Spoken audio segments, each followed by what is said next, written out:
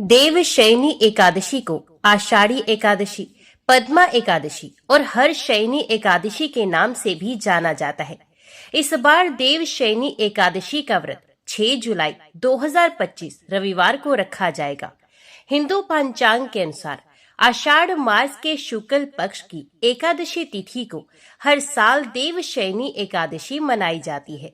देवशयनी एकादशी के दिन चातुर्मास की भी शुरुआत होती है और हिंदू धर्म में चातुर्मास के 4 महीने बहुत ही शुभ माने जाते हैं।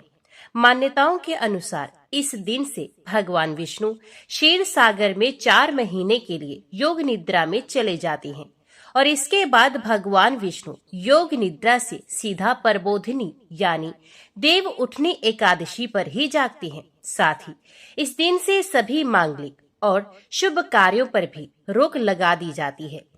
देवशयनी एकादशी वैष्णवों और भगवान विष्णु के भक्तों के लिए बहुत धार्मिक महत्व रखती है।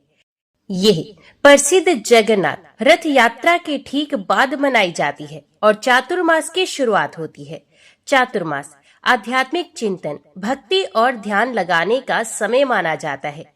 इस दिन सभी भक्त एकादशी व्रत का उपवास रखते हैं, भगवान विष्णु की पूजा करते हैं और विष्णु सहस्त्रनाम का जाप भी करते हैं।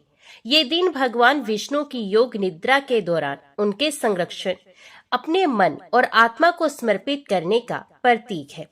देवशयनी एकादशी की तिथि 5 जुलाई को शाम 6:58 पर शुरू हो जाएगी और तिथि का समापन होगा 6 जुलाई को रात 9:14 पर। देवशयनी एकादशी के व्रत का पारण 7 जुलाई को सुबह 5:29 से लेकर 8:16 पर होगा। इस दिन रात को विशेष विधि विधान से भगवान विष्णु की पूजा करनी चाहिए। फिर उन्हें पीली वस्तुएं, विशेषकर पीला कपड़ा अर्पित करें। उसके बाद मंत्रों का जाप करें और आरती करें। तो हमारी तरफ से आप सभी भक्तजनों को देवशयनी एकादशी की हार्दिक शुभकामनाएं। आज की वीडियो में आप श्रवण करेंगे देवशयनी एकादशी की पौराणिक व्रत कथा। युधिष्ठिर ने भगवान श्री कृष्ण से पूछा, हे भगवान, आषाढ़ के शुक्ल पक्ष में कौन सी एकादशी होती है, उसका नाम और विधि क्या है, ये बताने की कृपा करें। भगवान श्री कृष्ण बोले, हे राजन, आषाढ़ शुक्ल पक्ष की एकादशी का नाम शयनी है। मैं उसका वर्णन करता हूँ। वे महान पुण्यमयी, स्वर्ग एवं मोक्ष प्रदान करने वाली, सब पापों को हरने वाली तथा उत्तम व्रत है। आषाढ़ शुक्ल पक्ष में शयनी एकादशी के दिन जिन्होंने कमल पुष्प से कमल लोचन भगवान विष्णु का पूजन तथा एकादशी का उत्तम व्रत किया है, उन्होंने तीनों लोकों और तीनों सनातन देवताओं का पूजन कर लिया।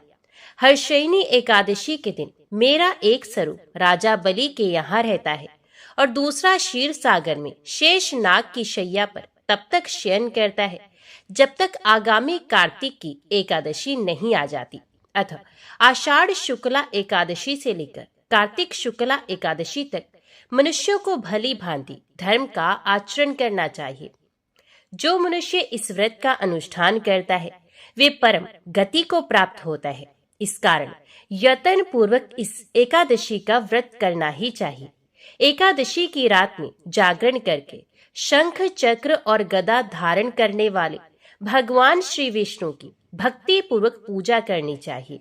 ऐसा करने वाले पुरुष के पुण्य की गणना करने में चतुर्मुख ब्रह्मा जी भी असमर्थ हैं। हे राजन, जो इस प्रकार भोग और मोक्ष प्रदान करने वाले सर्व पापहारी एकादशी के उत्तम व्रत का पालन करता है, वे जाति का चांडाल होने पर भी संसार में सदा मेरा प्रिय करने वाला है।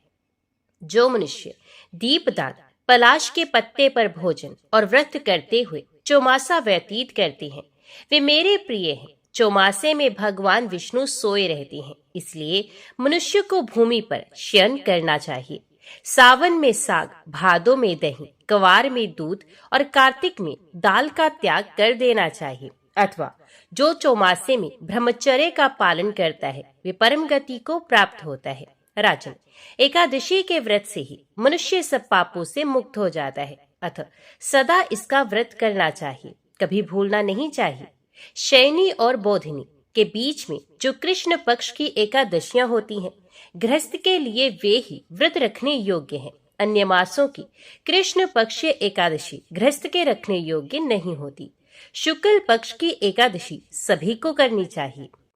नर्मदा के पुण्य तट पर एक छोटे से गांव में गिरवर नाम का एक सदाचारी राजपूत रहता था। घर में बूढ़े माता पिता थे, गौरी नाम की पतिव्रता पत्नी थी और एक छोटा लड़का था। लड़के का नाम था उदा। क्षत्रिय के धर्म अनुसार आजीविका का जमाना नहीं था, इसे गिरवर की गृहस्थी का आधार खेती ही थी। भगवान की कृपा से हर साल इतना अनाज पैदा होता कि लगान वगैरह चुकाने के बाद साल भर उसी से अच्छी तरह सबका जीवन निर्वाह हो जाता। अन्न खरीदने की तो जरूरत होती ही नहीं। कपड़े लत्ते की आवश्यकता भी सब खेत के अनाज से मजे में पूरी हो जाती। गिरवर और गौरी बूढ़े माता पिता की सेवा मन लगाकर करते। उनको सदा यही चिंता रहती कि बूढ़े माता पिता की रुचि के विरुद्ध कहीं कोई काम हमसे ना बन जाए। पुत्र और पुत्र वधू की सेवा से अत्यंत प्रसन्नचित हुए माता पिता भी उनके सदा अनुकूल रहते और यही चाहते कि हमारे पुत्र वधू प्रसन्न रहे और हम अपनी ऐसी ही रुचि रखें कि उन्हें कोई भी कष्ट ना हो और वे अपने हृदय से सदा उन्हें आशीर्वाद देते रहते।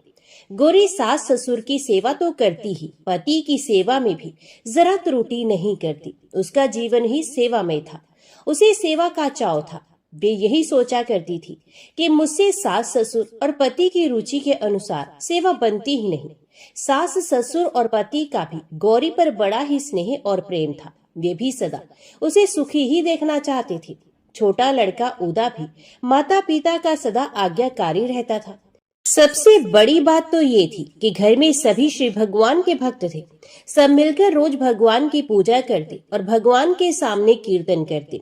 गिरवर पढ़े लिखे ज्यादा नहीं थे, परंतु विद्या का जो चरम फल भगवान में विश्वास है वे उन्हें प्राप्त था। वे सदा इसी निश्चय पर रहते थे कि भगवान जो कुछ करते हैं सब कल्याण ही करते हैं। यद्यपि उनकी ये धारणा सच्ची थी, परंतु भगवान तो इसको और भी प्रत्यक्ष करके सबको दिखाना चाहते थे।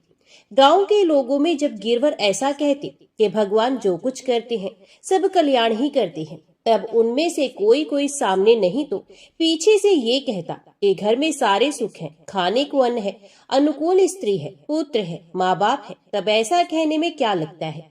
दुख में ऐसा कहे तब माना जाए कि गिरवर सचमुच ऐसा ही मानती है। गिरवर के कर्म फल भोग का समय आया। भगवान की इच्छा थी, वे गिरवर का गौरव विशेष बढ़ाना चाहते थे। घटना चक्र बदला। गिरवर के माता पिता का देहांत हो गया। गिरवर को इससे बड़ा दुख हुआ। दुख इसलिए नहीं कि माता पिता से कोई खास सहारा था सो टूट गया। दुख इस बात से हुआ कि अब माता पिता की सेवा का सौभाग्य नहीं रहा। सचमुच माता पिता के सेवा का सुअवसर बड़े पुण्य से ही मिलता है। जो लोग जीवित माता पिता की सेवा नहीं करते और उनकी अवहेलना करते हैं, वे पीछे बहुत पछताया करते हैं, परंतु वे अवसर तो जीवन में फिर कभी मिलता ही नहीं। गिरवर को इस बात से मन में बड़ा दुख हुआ, परंतु उनके इस निश्चय में कोई अंतर नहीं पड़ा कि भगवान जो कुछ करते हैं सब कल्याण ही करते हैं। लेकिन वे समझ नहीं पाए कि इसमें कल्याण क्या है। थोड़े ही दिनों बाद 8 वर्ष का बच्चा उदा एक दिन अपनी माँ के साथ नर्मदा में नहाने गया था। माँ कपड़े उतार रही थी। उदा जल में घुसा कि एकाएक घड़ियाल उसका पैर पकड़कर खींच ले गया। बालक चिल्लाया, अरे भगवान, हे ठाकुर जी मुझे बचाओ। माँ रो उठी। उसने बहुत शोर मचाया, कोई मेरे बच्चे को बचाए। लोग दौड़े, परंतु घड़ियाल तब तक उसे लेकर गायब हो चुका था। गौरी रोती पीटती घर पहुंची। गिरवर उस समय भगवान की पूजा कर रहे थे। गौरी ने रोते रोते सब हाल सुनाया। भगवान की पूजा समाप्त करके गिरवर उठे। उनके मुंह से अभ्यासवश सहसा निकल गया, भगवान जो कुछ करते हैं सब कल्याण ही करते हैं। पीछे जरा सकुचाए भी कि पुत्र शोक से पीड़िता गौरी को मेरे ये शब्द शायद बुरे लगे होंगे, परंतु अंतर आत्मा ने फिर यही कहा कि बात तो सच यही है, भगवान तो कल्याण ही करते हैं। उन्होंने गौरी से कहा, तुम रोती क्यों हो? ये भी सोचो कि संसार में कौन किसका है। ये तो मुसाफिर खाना है। मुसाफिर आते हैं, एक जगह ठहरते हैं, तरह तरह के संबंध जोड़ लेते हैं, फिर अपने अपने समय पर सब अपनी अपनी राह चल देते हैं। संसार का ये नाता स्थायी थोड़े ही है। आज जो पुत्र बना है, संभव है वही कभी पिता बना होगा और कभी हमारा शत्रु भी बना होगा।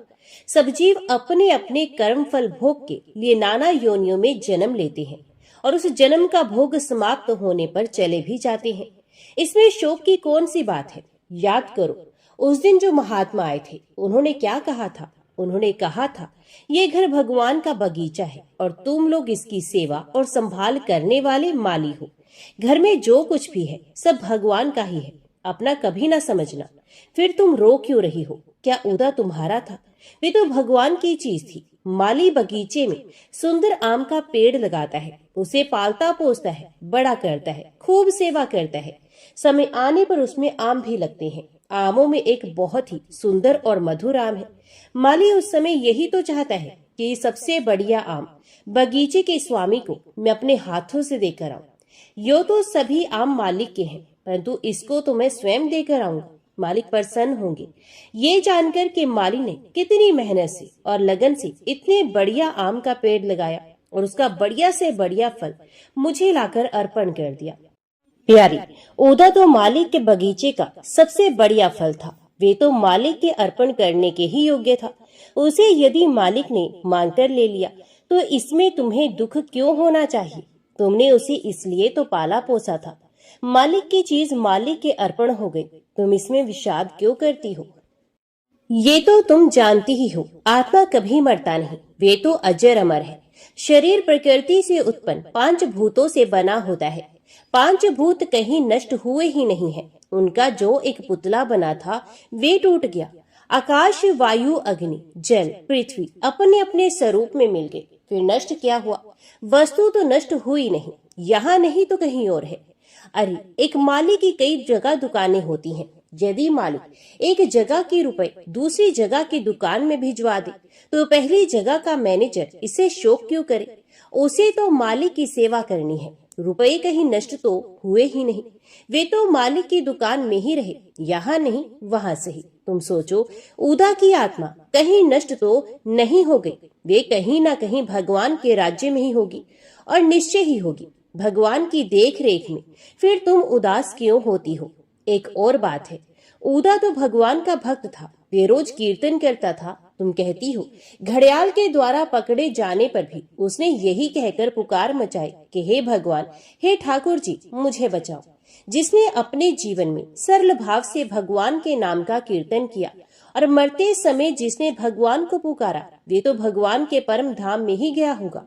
प्यारी, ऐसे पुत्र के लिए तुम शोक क्यों करती हो? सच्ची माता तो वही है जो अपने संतान को परम सुखी बनाए। भगवान का धाम तो नित्य आनंदमय है, उदा वहीं तो गया है। फिर तुम दुखी क्यों होती हो? फिर ये भी कौन कह सकता है कि वे मर ही गया है? संभव है वे बच गया हो और इसी जीवन में तुम्हें फिर मिल जाए। भगवान की लीला विचित्र होती है। किसी भी दृष्टि से सोचो, शोक का कोई कारण ही नहीं है। विश्वास करो, भगवान जो कुछ करते हैं सब कल्याण ही करते हैं। तुम शोक छोड़कर भगवान की कृपा पर विश्वास करो और उनके स्मरण में चित्त लगाओ। पति की सीख सुनने से गौरी का हृदय कुछ शांत हो गया। उसने कहा, स्वामी, आपका कथन बिल्कुल सत्य है। मैं मोहवश रो रही थी, अब मुझे विश्वास हो गया कि भगवान जो कुछ करते हैं सब कल्याण ही करते हैं। मेरा तो मन अब भी यही कहता है कि उदा मरा नहीं है, वे और भी उज्जवल रूप में मुझको जरूर मिलेगा।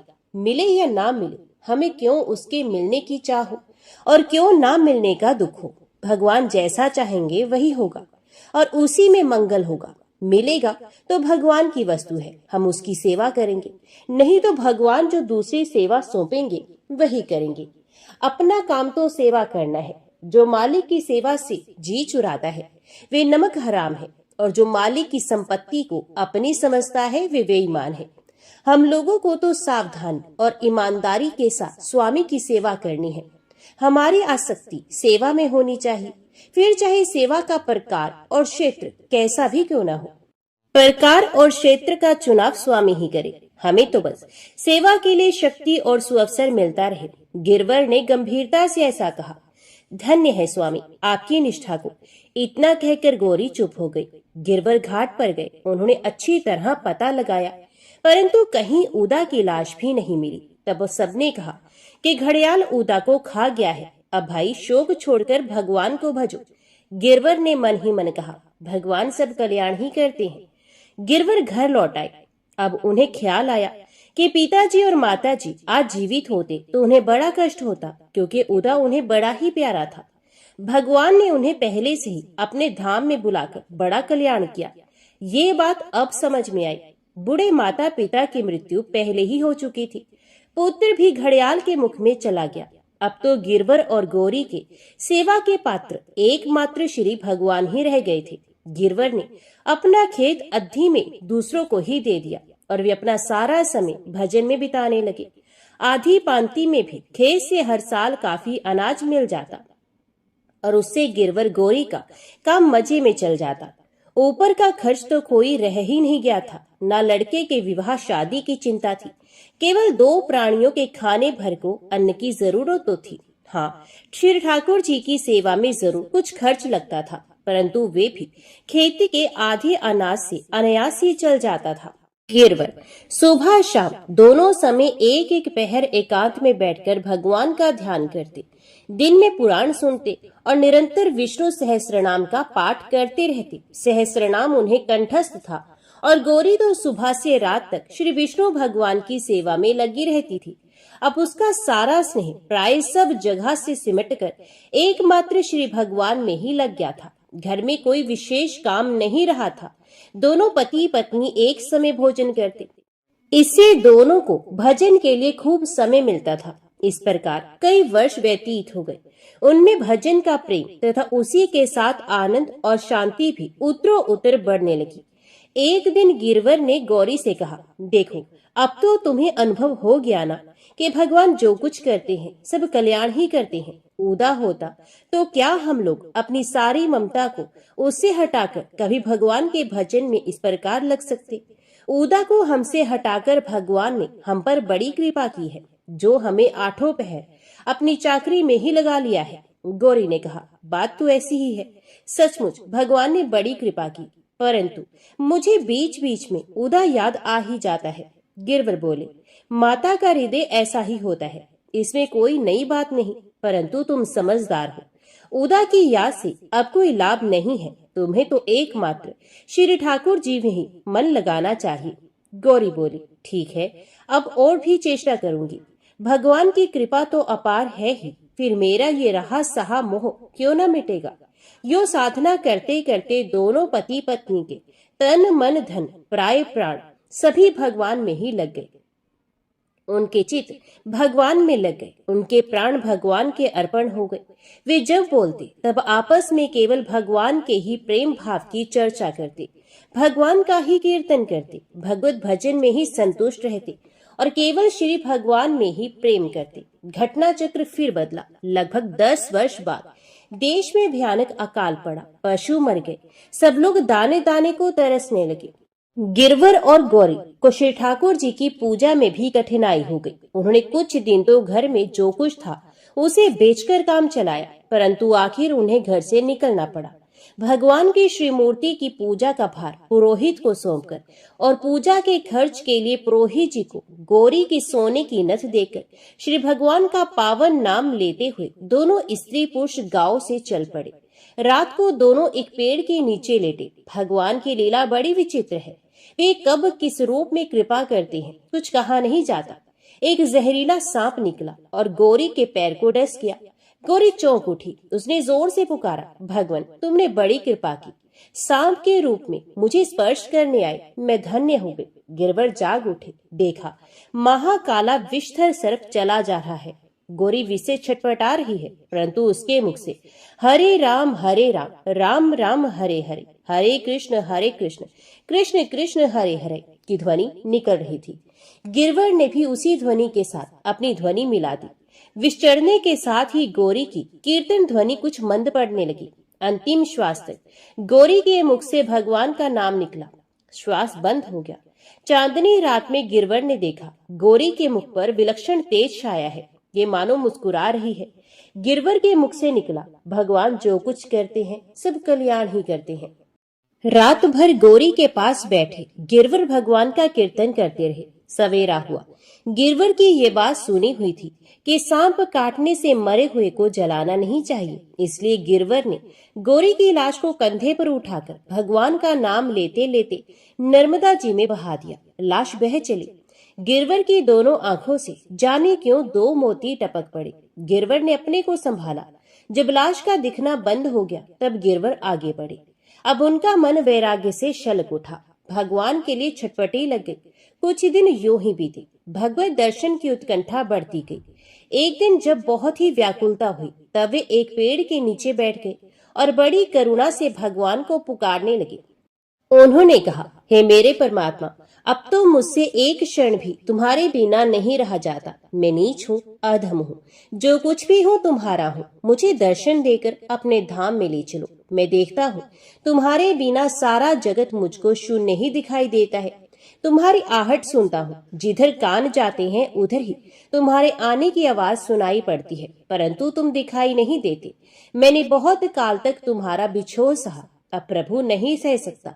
अब तो तुम्हारे बिना मेरा पल भर भी नहीं चल सकता। नाथ, अब तुम प्रकट क्यों नहीं होते? मैं इतना छटपटा रहा हूँ और तुम छिपे छिपे तमाशा देख रहे हो। प्रभु, ये जीव ना मालूम कब से भटक रहा है। तुम्हारे वियोग की आग इसके हृदय में कभी नहीं जली, नहीं तो क्या तुम इसको दर्शन दिए बिना कभी रह सकते? परंतु जीव इस आग को कैसे जलाए? तुम्हारे विरह की आग संसार का सर्वस्व जला देती है। जीव तो फंसा रहता है संसार की साधारण से साधारण वस्तु के मुंह में। वे कैसे सबका जलना सहन कर सकता है? तुम ही कृपा करके कभी इस आग को जलाते हो और तुम ही उसे फूंक फूंक कर प्रचंड बनाते हो। तुमने बड़ी दया की। तुम्हारे अनुग्रह का मैं क्या बखान करूं, जो तुमने इस अधम के हृदय में ऐसी सर्व संहारिणी आग लगा दी। जब आग लगा दी तो अब तुम ही आकर अपनी दुर्लभ रूप सुधा धारा से इसे शांत करो। अब यह आग और किसी तरह बुझ ही नहीं सकती। प्रभु, मेरे अंतर्तम आओ और इस आग को बुझाने आओ। परंतु प्रभु, ये भी तो मेरी दुर्बलता ही है जो मैं इस आग को बुझाना चाहता हूँ। नहीं नहीं, आग और भी प्रचंड रूप धारण करे, भस्म कर दे सब कुछ। मैं कह रहा हूँ इसे भी बिल्कुल जला दे, खाक कर दे। बस एकमात्र तुम ही रह जाओ और फिर तुम आओ तो तुम्हें इसके खाक के ढेर में बस तुम्हारी ही मूर्ति मिले। बढ़ाओ बढ़ाओ, हे प्रचंड अग्नि में प्राण फूंकने वाले महान अग्नि, अपनी ज्वाला को। यो कहते कहते गिरवर क्षण भर के लिए मूर्छित हो गए। दूसरे ही क्षण चेतन होकर देखते हैं तमाम जंगल अपूर्व ज्योति से जगमगा उठा है। चारों ओर मानो अपार आनंद से भरा शांत महान प्रकाश फैला है। भगवान का वृंदावन धाम वहां उतर आया। नर्मदा जी श्याम सलीला यमुना जी के रूप में परिणित हो गई। सामने कदम्ब का सुंदर वृक्ष है और उसके नीचे गौ और गवाल बालों से घिरे हुए नटवर वेश में श्री कृष्ण मोहिनी मुरली बजा रहे हैं। मोहन की मोहिनी छवि को देखकर और उनकी मुरली की मधुर लहरी सुनकर गिरवर मुग्ध हो गई। उनकी आंखें अपलक होकर श्याम सुंदर की रूप सुधा का अमृतपान करने लगी। आहा, भगवान की कैसी मधुर छवि है। नील आभा युक्त मनोहर श्याम वरण, नाना प्रकार की धातुओं से सब अंग सजाए हुए हैं। मस्तक पर मोर बिच का मुकुट सुशोभित है। गले में मालती की और नवीन गुंजाओं की माला शोभा पा रही है। स्वर्ण के समान पीला जरी का पीतांबर पहने हैं। सखा श्रीदाम के कंधे पर बायां हाथ रखे ललित त्रिभंगी से खड़े खड़े मुस्कुरा रहे हैं। उनकी मधुर मुस्कुराहट भ्रम आनंद को भी फीका कर देती है। दाहिने हाथ में अति सुंदर एक कमल लिए हैं। श्याम सुंदर की रूप माधुरी के दर्शन कर गिरवर आनंद सागर में डूब गए। उनका शरीर पुलकित हो गया, वाणी रुक गई और आंखों से आनंद अश्रुओं की धारा बह चली। वे सब कुछ भूलकर जाने किस आनंद साम्राज्य में चले गए। कुछ देर भक्त को इस दशा में रखकर फिर भगवान मधुर वाणी से बोले, गिरवर, तू मुझे अत्यंत ही प्यारा है। आज तेरे ही लिए यहाँ दिव्य वृंदावन का प्राकट्य हुआ है। तू धन्य हो गया। अब तू मेरे परम धाम में चल। गोरी मरी नहीं है, वे कुछ दिन पार्थिव शरीर में और रहेगी। उसके मन में पुत्र दर्शन की कामना थी, इससे वे उदा से मिलकर तब मेरे धाम में आएगी। तू धन्य हो गया। भगवान के इतना कहते ही सहसा गिरवर के शरीर का रंग बदल गया। वे ज्योतिर्मय हो गया। कुछ ही क्षणों में उसमें से ज्योति का एक पुंज निकला। ज्योति पुंज के निकलते ही शरीर निष्प्राण होकर जमीन पर गिर गया और वे ज्योति पुंज देखते ही देखते सुंदर दिव्य शरीरधारी एक कृष्ण सखा गोप बालक के रूप में परिणित होकर श्री कृष्ण के चरणों पर गिर गया। भगवान ने उसे बड़े प्रेम से उठाकर हृदय से लगा लिया और फिर तुरंत ही अपने सब सखाओं और वृंदावन सहित भगवान अंतर ध्यान हो गए। गिरवर का मृतदेह जंगल में एक पेड़ के नीचे पड़ा रह गया। गौरी का शरीर बहते बहते किनारे का एक बड़ा पेड़ टूटकर नदी में गिर पड़ा था। उसमें उलझकर अटक गया था। 7 दिन देह उसी में उलझा रहा। आश्चर्य की बात तो ये है कि 7 दिनों में किसी भी जल जंतु या मांसाहारी पक्षी ने उसे छुआ भी नहीं। 8वें दिन लहरों की चोट खाते खाते शरीर उलझन से निकला और आगे बह चला। वहां से थोड़ी ही दूर पर नदी किनारे एक सिद्ध महात्मा रहते थे। वे नर्मदा में स्नान करने आए थे। भगवान के विधान से उसी समय गौरी का शरीर बहते बहते उसी जगह किनारे आ गया। महात्मा की दृष्टि उस ओर गई। उन्होंने अपने योग बल से सब बातें जान ली और उसे जीवित समझकर वे बाहर निकाल लाए। देह को जमीन पर रखकर उन्होंने हाथ में जल लिया और उसे अभिमंत्रित करके देह पर छिड़क दिया। जल के छींटे लगते ही गौरी भगवान के नाम की ध्वनि करती हुई वैसे ही उठ बैठी जैसे कोई नींद में सोता हुआ आदमी जाकर सहसा उठ बैठे। गौरी ने अपने सामने एक तेज पुंज वृद्ध तपस्वी को देखकर उनके चरणों में प्रणाम किया। महात्मा ने उसको अपनी कुटी पर ले जाकर एक मधुर फल देकर कहा कि बेटी इसे अभी खा लो। आज्ञा पाकर गौरी ने फल खा लिए। फल खाते ही वे पूर्ण स्वस्थ हो गई। शरीर में बल आ गया, मन में तेज आ गया। उसे ऐसा मालूम हुआ मानो मन सारे संसारों के बोझ को उतारकर हल्का हो गया हो। थोड़ी देर में मन ने फिर कुछ काम शुरू किया। तब उसे अपने पति की याद आई। महात्मा गौरी के मन का हाल जानकर उससे कहने लगे, तुम्हारे स्वामी बड़े ही भाग्यवान थे। तुम भी बड़ी पुण्यशीला हो जो तुमको ऐसे पति मिले। अब तुम पति की स्मृति को भुला दो। तुम्हारे पति को स्वयं भगवान अपने परम धाम में ले गए हैं।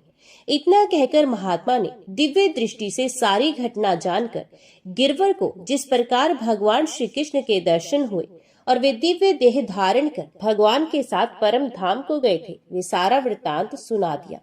साध्वी गौरी पति की परम गति को सुनकर प्रसन्न हुई। मैं साथ नहीं जा सकी, इस बात का कुछ खेद सा उसे अवश्य हुआ। फिर सोचा कहीं मैं साथ होती और इसे यदि स्वामी को भगवान दर्शन ना देते तो बहुत ही बुरा होता। ये बड़ा अच्छा हुआ, मेरे कारण स्वामी तो परम आनंद से वंचित नहीं रहे। मुझे इससे अधिक और क्या आनंद होगा कि मेरे स्वामी अखिल ब्रह्मांड के स्वामी श्री कृष्ण के सखा बनकर उनके साथ परम धाम को पधार वहाँ दिव्य आनंद का भोग कर रहे हैं। महात्मा ने कहा, बेटी तुम चिंता न करो, तुम तो मुक्त ही हो। देख ये सारा जगत रज्जु में सर्पों की भांति केवल अध्यारोपित मात्र है। वस्तुत ना तो उत्पत्ति है न विनाश। यहाँ ना कोई बद्ध है न साधक है, न मुमुक्षु है न मुक्त है। यही परमार्थ तत्व है। जगत के कल्पना को छोड़ दो। तुम आत्म स्वरूप हो, नित्य मुक्त हो। तुम्हारे ना कोई अपना है ना पराया है, दूसरा कोई है ही नहीं। तब अपना पराया कहाँ से होता, ये भी जान रखो। आत्मा का कभी कहीं आना जाना नहीं है। ये तो एक रस तथा नित्य है। ये जो नाना तब दिखता है केवल अज्ञान से दिखता है। कोई भी वस्तु ऐसी नहीं जो आत्म तत्व से पृथक या अपृथक हो। बस केवल एक आत्म तत्व ही है। जन्म मृत्यु तो सब खेल है। अज्ञान को छोड़कर तुम अपने स्वरूप में स्थित हो जाओ। जगत केवल व्यवहार में है, परमार्थ तो केवल एक नित्य अजन्मा शाश्वत आत्म तत्व ही है और ये आत्म तत्व तुम ही हो। इसी प्रकार आत्म तत्व को जानकर और इसमें स्थित होकर व्यवहारिक जगत में विचरण करो। गौरी का अंतकरण शुद्ध था ही। महात्मा के दिए हुए सिद्ध फल से उसके संस्कारों का भी नाश हो चुका था। सूखे घास से आग की चिंगारी पड़ने पर वे जैसे कुछ ही क्षणों में जलकर भस्म हो जाता है, या यूं कहना चाहिए कि सूर्य उदय होते ही जैसे अंधकार का नाश हो जाता है, वैसे ही महात्मा की इन थोड़े से शब्दों को सुनते ही गौरी के अज्ञान का सर्वथा नाश होकर उसे सम्यक बोध हो गया। ज्ञान की उज्जवल दीप्ति से उसका चेहरा जगमगा गया। चित्त की अपार शांति मुखमंडल पर भी आ गई। उत्तम अधिकारी को अधिक उपदेश की आवश्यकता नहीं होती। गुरु मुख से निकला हुआ एक ही महावाक्य उसके मोहनाश के लिए काफी होता है। अस्तु कुछ ही क्षणों बाद महात्मा जी ने कहा, गौरी जाओ, थोड़ी ही दूर पर तुम्हारे पति की मृत देह पड़ी है। मेरे शिष्य तुम्हारे साथ जाते हैं, जाकर उसका संस्कार करो और फिर जब तक प्रारब्ध शेष है अपने आत्म स्वरूप में सदा स्थित रहकर दृष्टा रूप से उसके भोग को देखती हुई जगत में यथेष्ट विचरण करो। तुम्हारी एक पुरानी प्रबल वासना थी, उसके पूरी होते ही तुम इस शरीर से छूटकर परम धाम में चली जाओगी।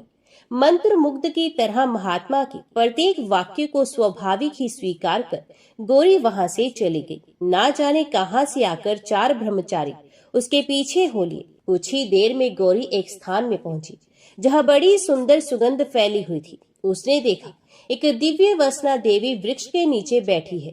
गौरी उसी ओर चली। उसके समीप पहुंचते ही देवी अचानक अदृश्य हो गई। गौरी ने देखा पति की मृत देह पड़ी है। ऐसा लगा मानो अभी कुछ देर पहले देह से प्राण निकले हैं। वास्तव में बात भी ऐसी ही थी। ब्रह्मचारियों की सहायता से गौरी ने विधिवत पति का दाह कर्म किया, भस्म को नर्मदा में बहाया और फिर स्नान करके उन्हें जलांजलि दी। महात्मा की कृपा से गौरी का अंतकरण मोहशून्य हो चुका था। इससे उसे जरा भी शोक नहीं हुआ। इतना विचार जरूर हुआ कि मेरे पति जो कहा करते थे कि भगवान जो कुछ करते हैं सब कल्याण ही करते हैं, ये सर्वथा सत्य है। मुझको हटाकर भगवान ने मेरे पति को अपना परम धाम दिया और मुझको महात्मा के पास भेजकर अपूर्व ज्ञान दान कराया। ये ज्ञान न मिलता तो आज पति का मरण मेरे लिए कितना भयानक दुखदायी होता। सचमुच भगवान सब कल्याण ही करते हैं। ये सोच ही रही थी कि एक ब्रह्मचारी ने कहा, माता जी हम लोग जाते हैं। गुरु जी ने गेरुआ वस्त्र और ये इकतारा दिया है और कहा है कि गेरुआ धारण कर लो और इकतारा बजा बजाकर व्यवहारिक जगत में भगवान के गुण गा गाकर जगत के लोगों का कल्याण किया करो। अतएव माता जी आप इसे लीजिए। गौरी ने गेरुआ कपड़ा और इकतारा ले लिया। देखते ही देखते चारों ब्रह्मचारी आंखों से ओझल हो गए। गौरी ने समझा मानो इकतारे के रूप में भगवान ने एक बड़ा साथी भेज दिया। गौरी के मन में भगवान के दिव्य गुणों का स्फुरण हो आया और वे मस्त होकर उनका गान करने लगी। मस्त गौरी चलती, किधर जा रही है पता नहीं। जहाँ पैर रुकते वहीं ठहर जाती, जो कुछ फल फूल मिलता खा लेती और जहाँ नींद आती वहीं सो जाती।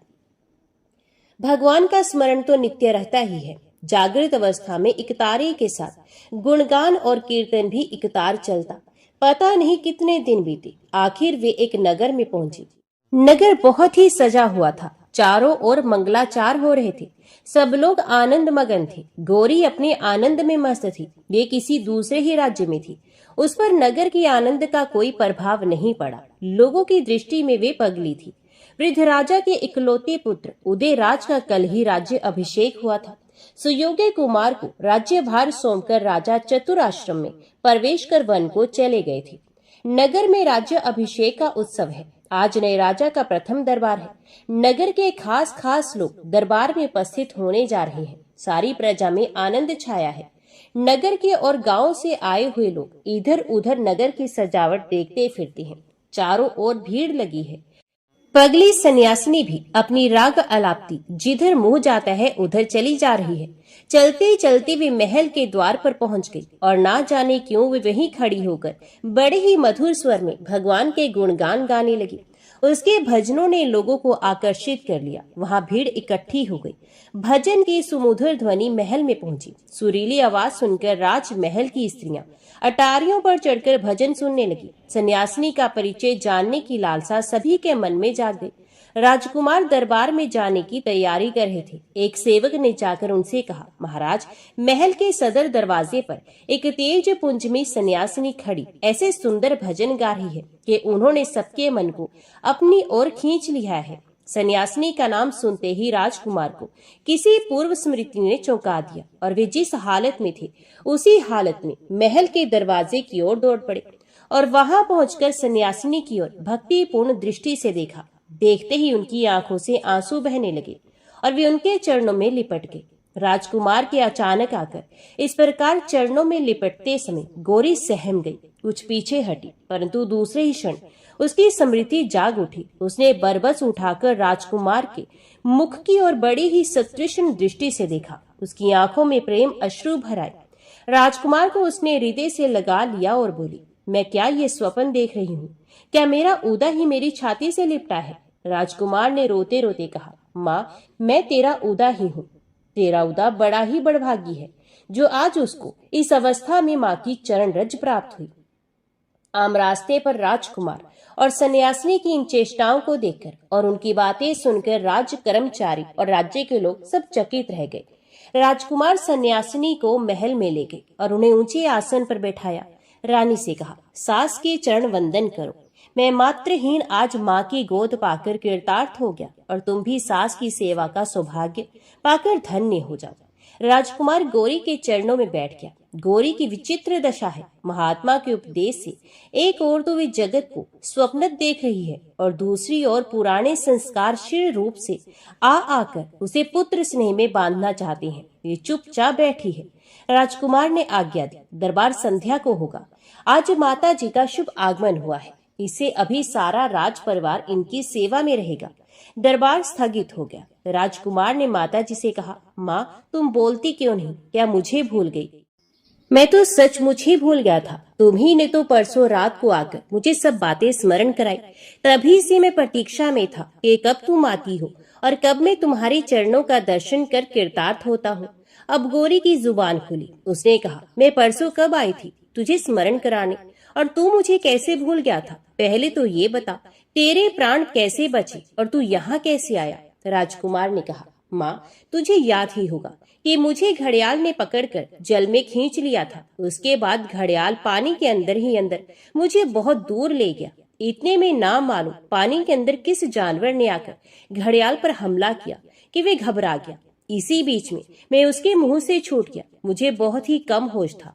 यद्यपि मैं बहुत नादान था, तथापि पिताजी की ये बात जो वे बार बार कहते थे कि भगवान जो कुछ करते हैं सब कल्याण ही करते हैं, मुझे याद थी। उसी से मुझे कुछ ढाढ़स मिलता था। मैं घड़ियाल से छूटकर एक बार ऊपर आकर डूबने लगा। इतने में एक नाव मेरे समीप आई और नाव वालों ने मुझे उठाकर नाव पर चढ़ा लिया।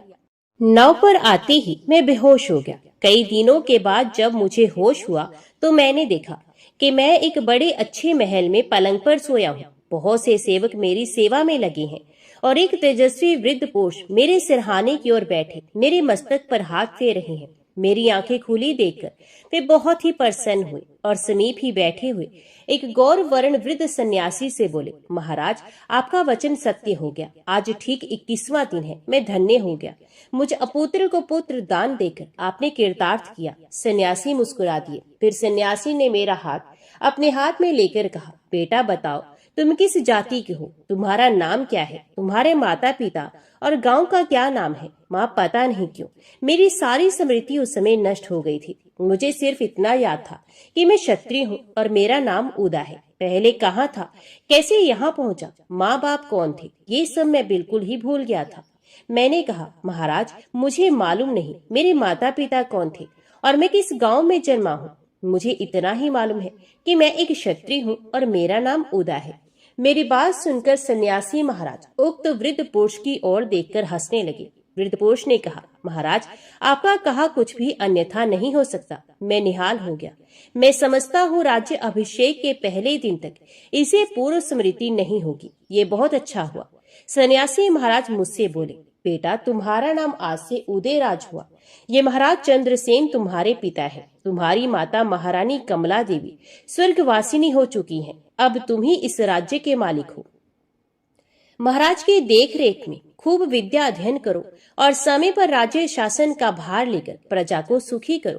तुम्हारी भगवान में रुचि होगी। मेरा यही तुमको आशीर्वाद है। इतना कहकर सन्यासी महाराज उठे और वृद्ध पुरुष से ये कहकर कि महाराज, मेरा वचन पूरा हो गया, अब मैं जाता हूँ, चल दिए।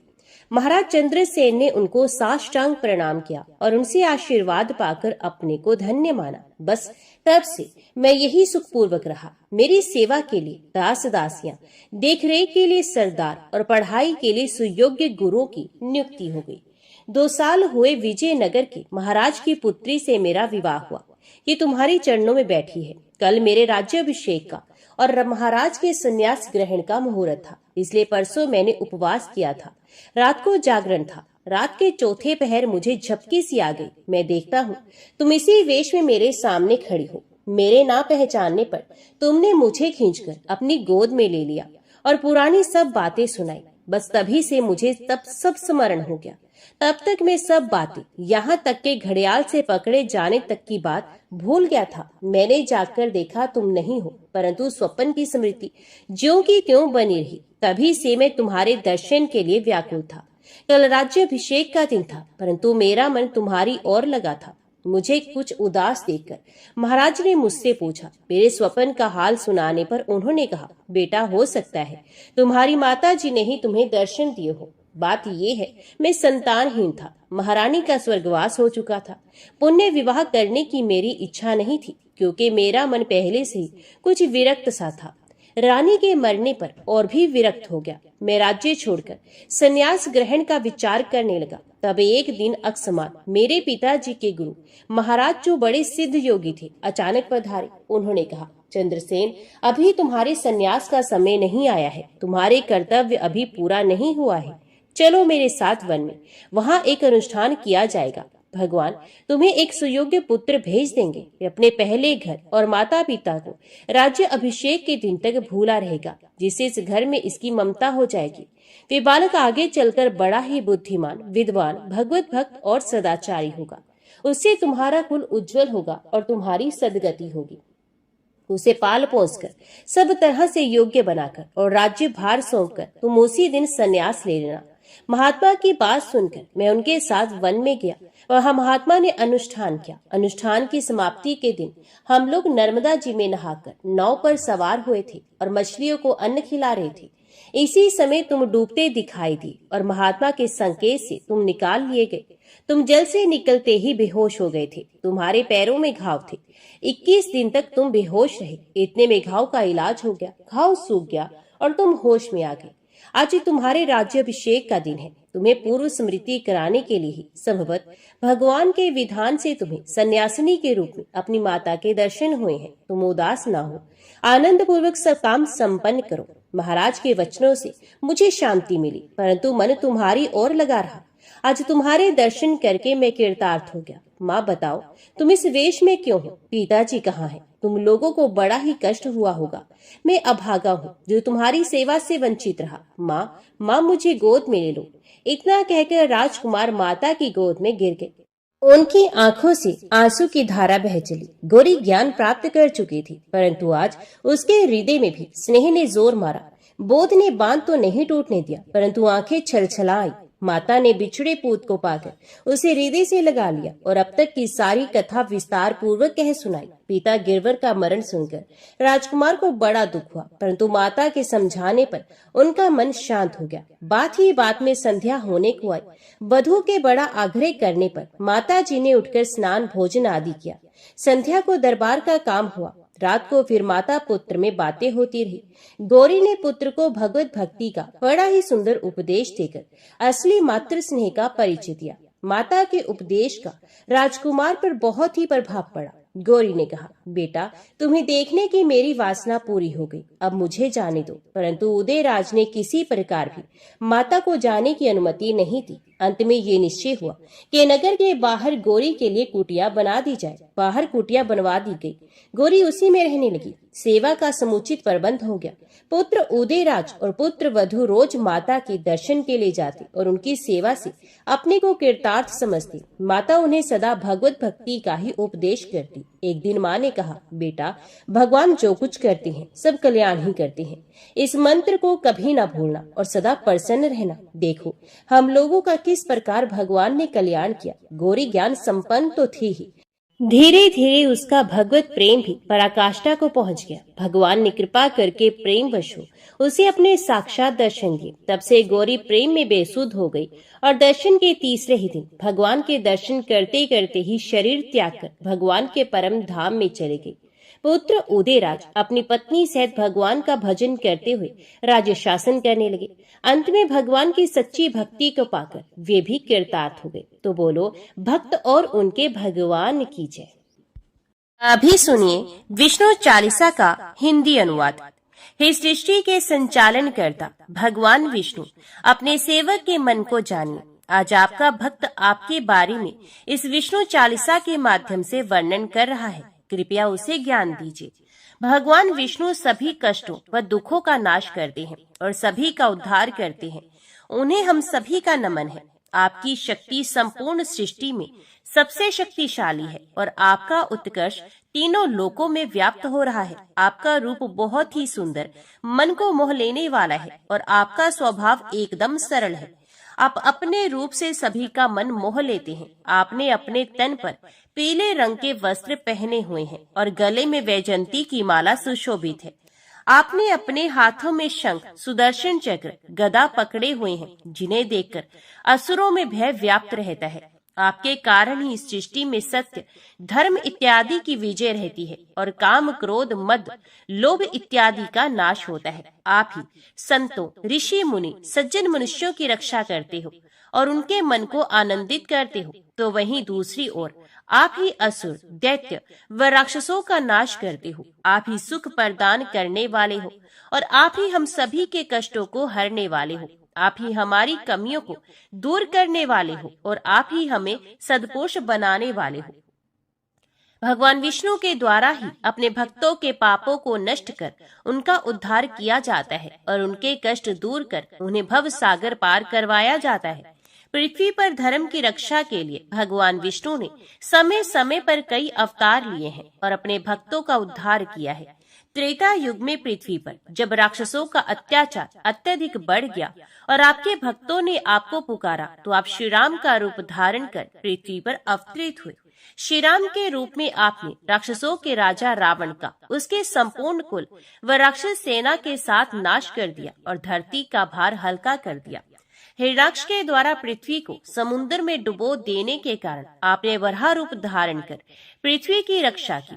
वह हिरण्याक्ष राक्षस का वध किया। पिछले कल्प के अंत समय में आप मत्स्य रूप धरकर उस कल्प से 14 रत्नों को बचाकर इस कल्प में लेकर आए और अपनी महिमा को दिखाया। समुद्र मंथन के समय जब असुरों के द्वारा अमृत पान के लिए अत्यधिक उत्पात मचाया गया, तब आपने मोहिनी रूप धरा। मोहिनी रूप में आपने देवताओं को अमृत पिलाया, जबकि असुरों को अपने रूप में बहला कर रखा। समुद्र मंथन के लिए आपने कूर्म अवतार धारण किया और मंदराचल पर्वत का भार उठाया। भगवान शिव जब भस्मासुर को दिए वरदान से परेशान हो गए, तब आपने ही स्त्री रूप धरकर भस्मासुर का अंत कर दिया। जब राक्षसों के द्वारा भगवान ब्रह्मा से वेदों को चुराकर समुद्र में डुबो दिया गया, तब आप ही हयग्रीव अवतार में वेदों को पुनः लेकर वहां आए।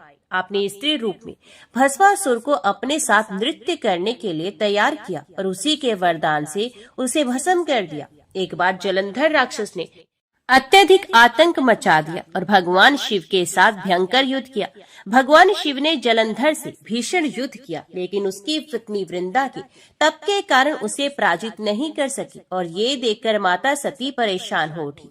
इसके पश्चात माता सती ने आपको ही याद किया और सब समस्या आपको बताई। माता सती के आग्रह करने पर आपने वृंदा की तपस्या को भंग करने के लिए जलंधर का रूप धरा और वृंदा के पास गए। वृंदा ने जब आपको देखा तो वे भी भ्रम में पड़ गई और अपनी तपस्या छोड़कर आपके पास चली आई।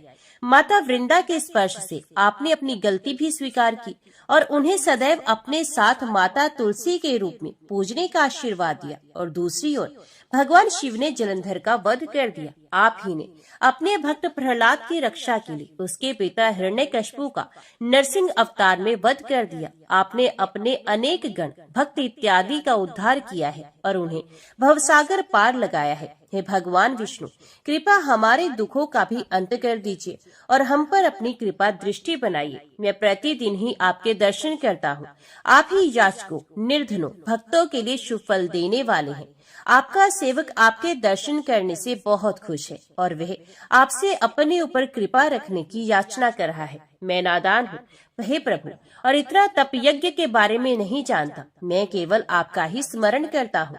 मुझ पर अपनी दया दिखाइए हे प्रभु, और मुझे व्रत इत्यादि विधि के बारे में इतना पता भी नहीं है। मैं अज्ञानी, आपका किस विधि के अनुरूप पूजन करूं? अज्ञानता में मुझसे कोई भूल ना हो जाए, अन्यथा इसका दुख बहुत भीषण होगा। मैं आपको विधि पूर्वक प्रणाम करता हूँ और आपके सामने अपना संपूर्ण समर्पण करता हूँ। देवताओं, ऋषि मुनियों ने सदैव ही आपकी सेवा की है और परम हर्ष को प्राप्त किया है। आपने सदा ही दीन दुखियों इत्यादि पर अपनी कृपा दृष्टि रखी है और उन्हें अपना बनाया है। आप ही हम सभी के पाप दोष कमियों को दूर करने वाले हो और हमें सभी सांसारिक बंधनों से मुक्त कर हमारा उद्धार करने वाले हो। आप ही हमें संतान संपत्ति देकर सुख देते हो और अब हमें अपने चरणों का दास बनाकर हमें मुक्त कर दीजिए। निगम सदा ही सभी से ये प्रार्थना करता है कि जो कोई भी ये विष्णु चालीसा पढ़ता है या दूसरों को सुनाता है वह सदैव सुख पाता है। तो सब प्रेम से बोलो, लक्ष्मी नारायण भगवान की जय, राधा कृष्ण भगवान की जय। आइए अब श्रवण करते हैं भगवान विष्णु की आरती। ओम जय जगदीश हरे, स्वामी जय जगदीश हरे। भक्त जनों के संकट, दास जनों के संकट क्षण में दूर करे। ओम जय जगदीश हरे। जो ध्यावे फल पावे, दुख बिन से मन का, स्वामी दुख बिन से मन का। सुख संपत्ति घर आवे, कष्ट मिटे तन का। ओम जय जगदीश हरे। मात पिता तुम मेरे, शरण गहूँ मैं किसकी, स्वामी शरण गहूँ मैं किसकी। तुम बिन और न दूजा, आस करूं किसकी। ओम जय जगदीश हरे। तुम पूर्ण परमात्मा, तुम अंतर्यामी, स्वामी तुम अंतर्यामी। पार ब्रह्म परमेश्वर, तुम सबके स्वामी। ओम जय जगदीश हरे। तुम करुणा के सागर, तुम पालन करता, स्वामी तुम पालन करता। दीन दयालु कृपालु, कृपा करो भरता। ओम जय जगदीश हरे। तुम हो एक अगोचर, सबके प्राणपति, स्वामी सबके प्राणपति। किस विधि मिलूं दया में, तुमको मैं कुमति। ओम जय जगदीश हरे। दीन बंधु दुख हरता, तुम रक्षक मेरे, स्वामी तुम रक्षक मेरे। करुणा हस्त बढ़ाओ, शरण पड़ूं मैं तेरे। ओम जय जगदीश हरे। विषय विकार मिटावो, पाप हरो देवा, स्वामी पाप हरो देवा। श्रद्धा भक्ति बढ़ाओ, संतन की सेवा। ओम जय जगदीश हरे। ओम जय जगदीश हरे। स्वामी जय जगदीश हरे। भक्त जनों के संकट, दास जनों के संकट क्षण में दूर करे। ओम जय जगदीश हरे। सब प्रेम से बोलो, लक्ष्मी नारायण भगवान की जय, राधा कृष्ण भगवान की जय।